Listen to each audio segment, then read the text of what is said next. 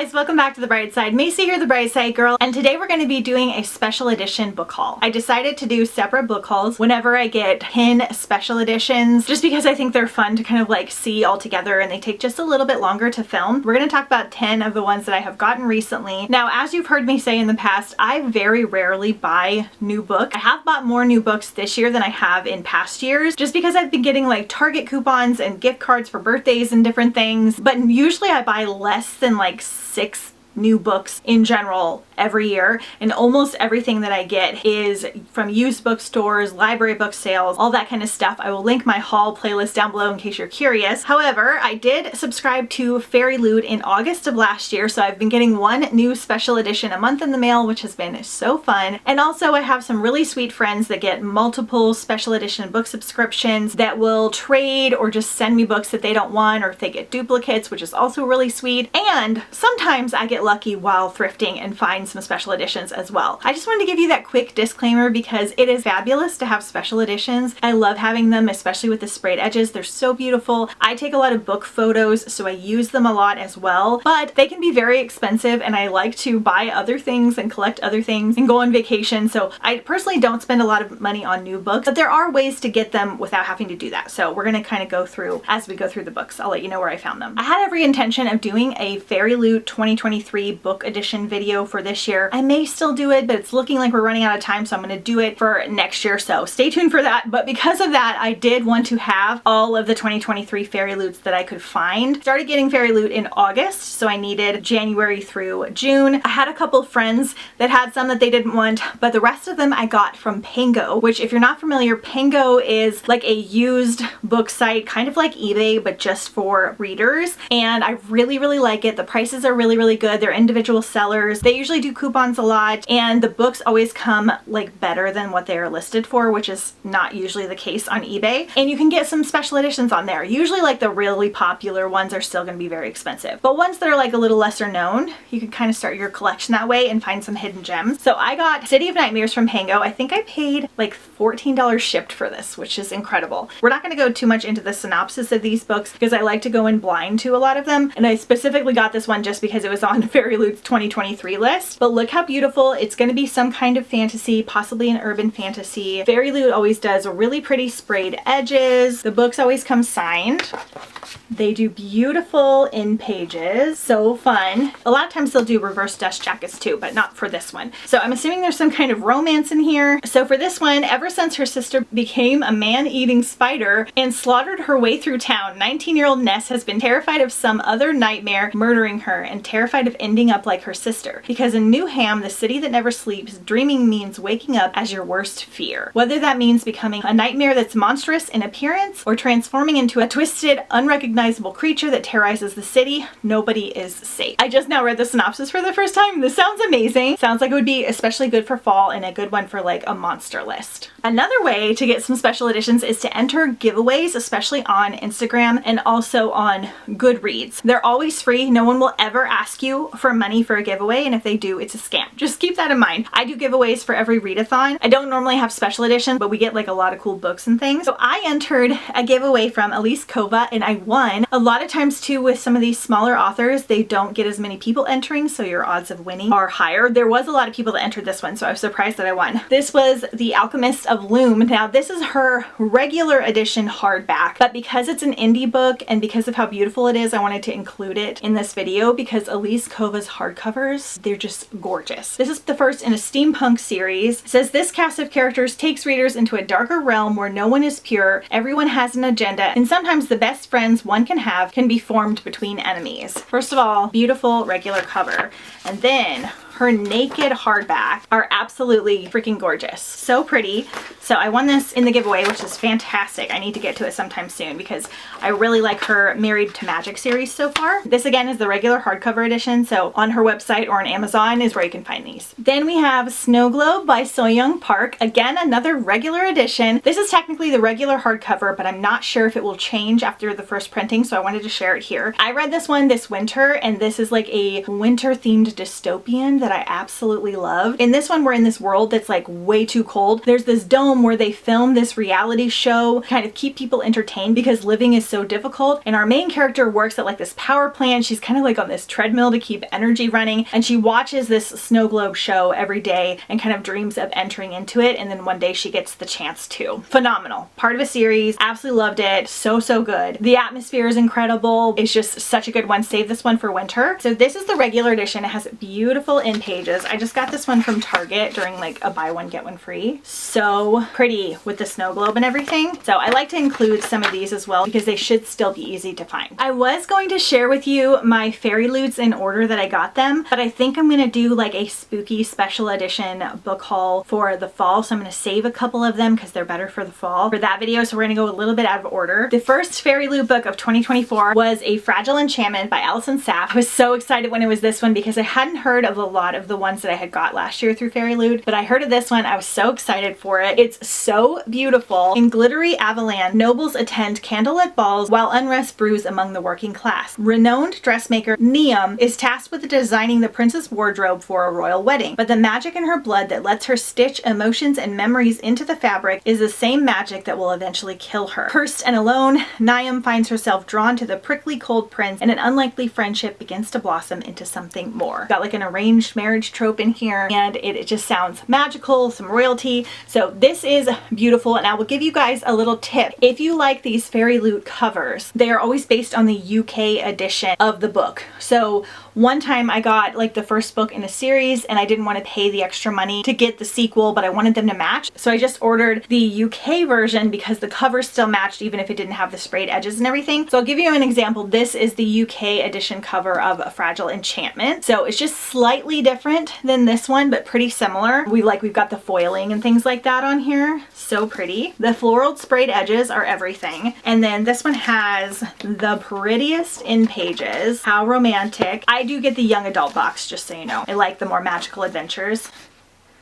So beautiful. The naked book.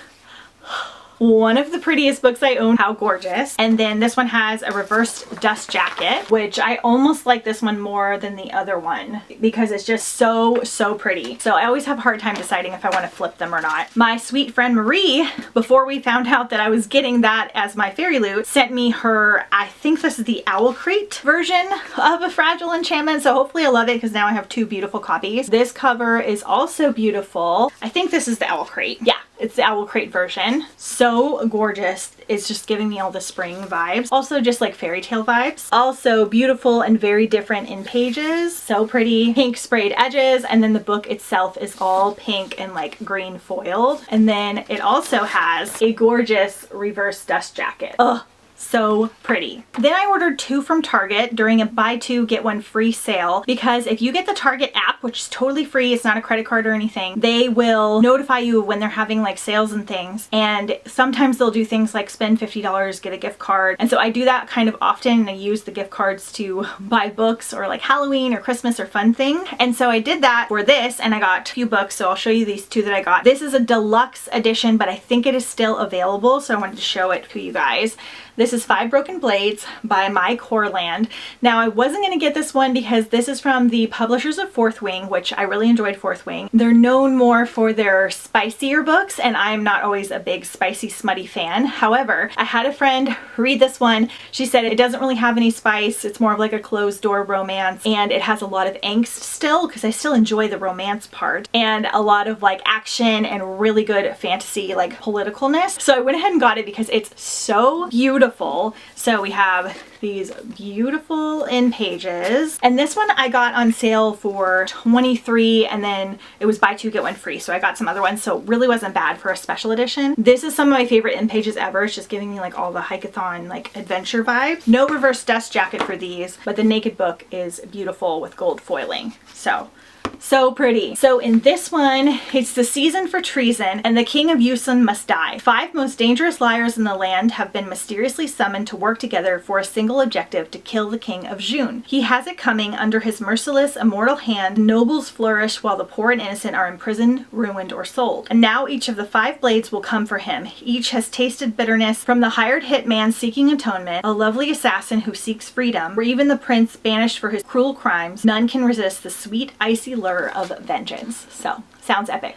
Okay, next I have two, again, that are not special editions, but they're special to me and they're different than what you're gonna find, so I wanted to share them. So I have Emily Wilde's and the Encyclopedia of Fairies. This is the UK edition, so this is what I'm talking about. The Fairyloot edition is very, very similar. I think it's just a different color and it has like sprayed edges and stuff. Nothing else about this book is different except for that it's the larger hardback and it's so gorgeous. I really love the US version as well. If I find it while hunting, I'll probably pick up a copy. I was a sucker for the mushrooms on here and I just thought it was so beautiful. This is one of my favorite books of all time now, favorite series as well. In this one we're following Emily and she is good at many things. She is the foremost expert on the study of fairies. She is a genius scholar and a meticulous researcher who is writing the world's first encyclopedia of fairy lore. But Emily Wilde is not so good at people. So when she arrives in the hardscrabble village of Raffnevisk, I could be saying that really wrong, Emily has no intention of befriending the gruff townsfolk, nor does she care to spend time with another new arrival, her dashing and insufferable handsome academic rival, Wendell Bamblebee. This has this kind of like almost pretentious writing style about it in the best way. We get a lot of fairy lore because you get the journal entries from her. There's an epic romance in here. This is considered adult cozy fantasy. It's so beautiful. I love it so much. I'm obsessed with the love interest, so I had to have this copy. This is one of the few new books I ordered this year because I wanted this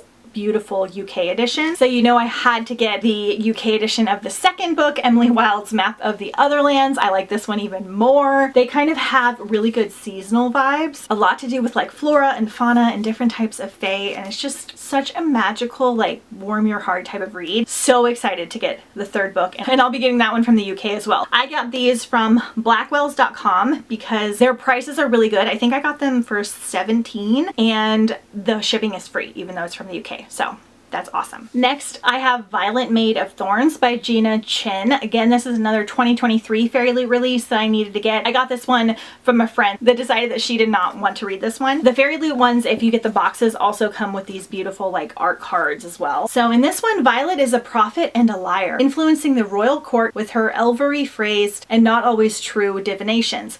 Honesty is for suckers like the oh-so-not-charming Prince Cyrus, who plans to strip Violet of her official role once he's crowned at the end of summer, unless Violet does something about it. But when the king asks her to falsely prophesy Cyrus's love story for an upcoming ball, Violet awakens a dreaded curse, one that will end in either damnation or salvation for the kingdom, all depending on the prince's choice of future bride. Violet faces her own choices, seize control of her destiny no matter the cost, or give in to the ill-fated attraction growing between her and Cyrus. So we have a little like royalty romance in here. End pages are absolutely stunning. Sprayed edges are pretty, a little plainer than some of the other ones. The naked book on this one has a really cool royal city as well. This one comes with a ribbon bookmark but does not have a reverse dust jacket. And then lastly we have Divine Rivals by Rebecca Ross. Again, this is a Fairyloot from last year. I believe it was the February pick. This one was like the most popular one and hardest one to get, and my sweet, sweet friend Marie sent me her copy because I think she said she likes the paperback version better and she just wanted it to go to a loving home. I'm obsessed now with this duology, so I need to get a UK copy of the second book because I don't have the Fairyloot edition, but I absolutely loved this one. I loved the second one even more. So when two rival journalists find love through a magical connection, their fate depends on their facing the depths of hell together. After centuries of sleep, the gods are warring again. All 18-year-old Iris Winnow wants to do is hold her family together. With a brother forced to fight on behalf of the god, now missing from the front line, and a mother drowning in her sorrows, Iris's best bet is winning the columnist promotion at the Oath Gazette. But when Iris's letter to her brother fall into the wrong hands, those of the handsome but cold Roman Kit, her rival at the paper, an unlikely magical connection forms. We've got magical typewriters in here. We have like a fantasy version of World War II with a war between the gods. This one does follow the letters between Iris and Roman more than it builds upon the world, which the world is so interesting with the rival of the gods. But the romance that blooms is so good. It is a little bit on the slower side, so I think the audiobook kind of helps with that because the narrator's fabulous. The second book dives more into the world and the action and the story of the gods, and I liked that one even more, and we're still with our beloved characters, and it's just one of the sweetest romances ever. Again, it's just so heartwarming and it's so beautiful. I love this one so much. I'm honored to have this beautiful book. The end pages, I think it's same on this side. So pretty. The naked book has some like gold foiling on it as well, and then no reverse dust jacket for this one. Okay, you guys, so those are the 10 special editions that I've collected recently for this haul that I wanted to share with you. I think I will have at least 2 more before the year is out. Let me know if you like this kind of themed video, if it was helpful to tell you where I got them and how I got them and all that stuff. Let me know what your favorite one was down below in the comments, and I will see you guys next time on The Bright Side.